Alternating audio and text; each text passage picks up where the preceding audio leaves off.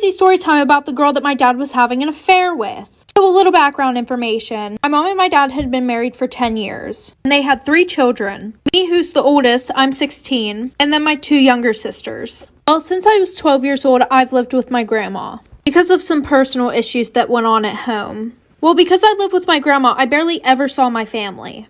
Because she lived like an hour away.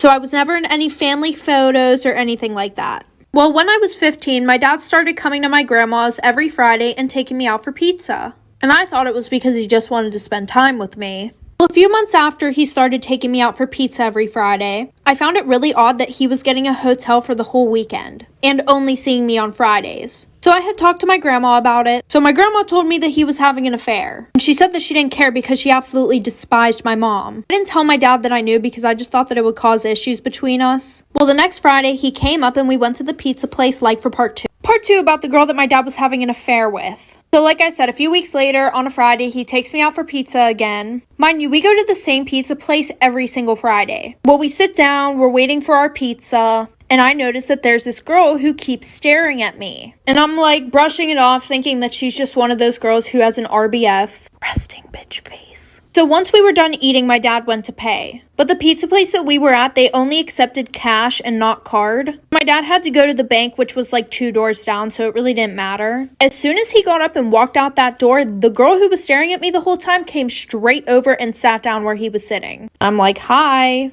And she just starts going off on me, but not so everybody could hear. She's like, what the fuck is your name? Like, is he cheating on me? Blah, blah, blah, blah, blah. And I'm like, what are you talking about? I'm like, I'm his daughter. She said, no, you're not. He showed me pictures of his daughters before. Like I said before, I wasn't in any family photos. Like for part 3. Part 3 about the crazy ass girl that my dad was having an affair with. So like I said, she comes over, she sits down. She thinks she's confronting me about being just some random girl that my dad's cheating on her with. And then like I had said earlier, I was not in any family photos because I had lived with my grandma for years. So she was like, oh, like, no, he showed me pictures of his kids and stuff like that. So because she thought that I was lying, she went up and tried to fight me. But I grabbed this bitch by her hair and I fucking dragged her. Of course, while I'm beating the shit out of her, my dad walks in. It's like, oh my god, what are you doing to her? Let her go, blah, blah, blah. Everybody else is freaking out at this point. We get kicked out. The cops get called. She goes to jail because originally she put her hands on me. And I decided to press charges.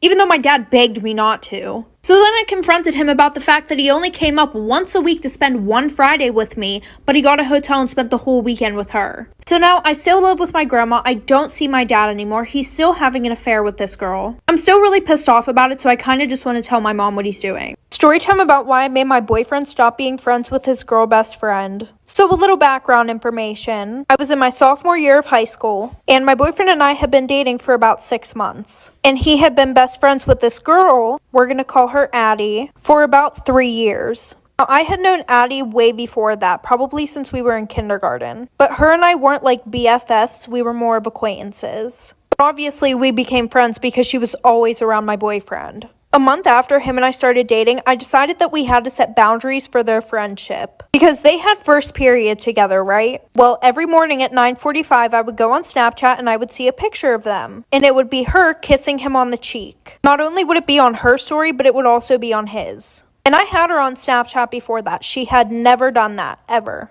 So he said that he had talked to Addie about it, right? And things were good for the next 2 months. Then they were forced to work together on a project. Like for part 2. Part 2 about why I made my boyfriend stop being friends with his girl best friend. So like I said, they had been forced to work together on a school project. At least that's what he told me. So I brushed it off because I was not about to seem like the jealous girlfriend. Well, the next day, him and I were supposed to go out to the movies. So I texted him right before we were about to leave, and I said, hey, are you on your way to get me? He goes, OMG, no, I'm sorry, I forgot. I have to work with Addie on this project. She's about to come over my house. So at this point, I'm like really pissed off. So I text him and I say, I thought you guys had a whole week to work on this project. Why does it have to be tonight? Addie knew that him and I were supposed to go to the movies that night also. He said, we just want to get it done really quickly so that way I can spend the rest of the week with you. And she's snapping me the whole time that she's at his house. Off of his phone. So at around 1:30 a.m., I get a Snapchat from her on his account, and she's laying on his chest. Like for part 3.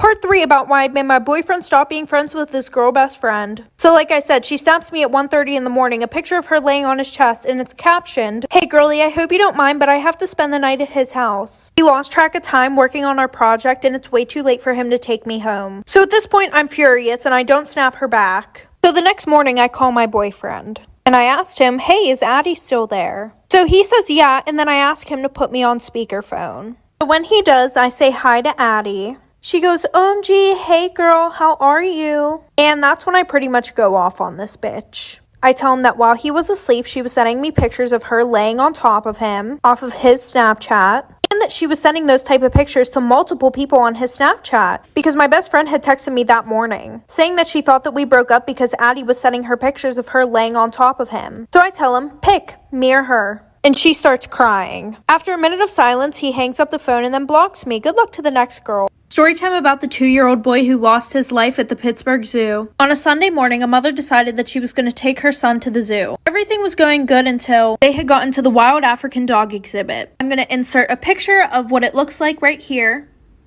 On both sides of the exhibit, there was plexiglass. But looking straight out into the exhibit, there was no glass. They also had a roughly 4.5-foot railing there. Well, as most parents do whenever they take their children to the zoo, they pick them up so that way they can get a better look at the animals. Well, this mom had an idea of standing her child up onto the railing, get a better look at the dogs. Now, me personally, I have been to that zoo before. There are many signs saying not to lean over or set your child onto the railing. Well, in an instant, her child had lunged forward, and she had accidentally let go of him. At 11:45, her child had dropped 10 feet down into the dog enclosure. A few seconds later, the people around her had went to get employees. But by that time, the dogs had already gotten to the 2-year-old boy. Like for part 2. Part 2 about the 2-year-old boy who lost his life at the Pittsburgh Zoo. So like I said, she had dropped her child into the exhibit, and by that time the dogs already got to him. As soon as this happened, visitors went and told the employees. Shortly after, zookeepers were able to call off several of the dogs, and they had immediately went back into the building. 3 more were eventually drawn from the child, but the last dog was very aggressive and the police had to shoot the animal. The father soon arrived at the scene, and after the mother and father were taken to the hospital for immediate trauma therapy. Since the exhibit opened in 2006, USDA had conducted over 35 inspections on that exhibit, and none of those times did they decide that it was unsafe. And this situation happened in 2012. Parents decided to sue the zoo in May of 2013. In court, the mother had argued that the zoo had failed miserably to prevent the attack. And this is what the zoo said. This was caused because of the mother's negligence and carelessness. I'm going to tell you guys my opinion real quick. I think it's the mother's fault. What do you guys think?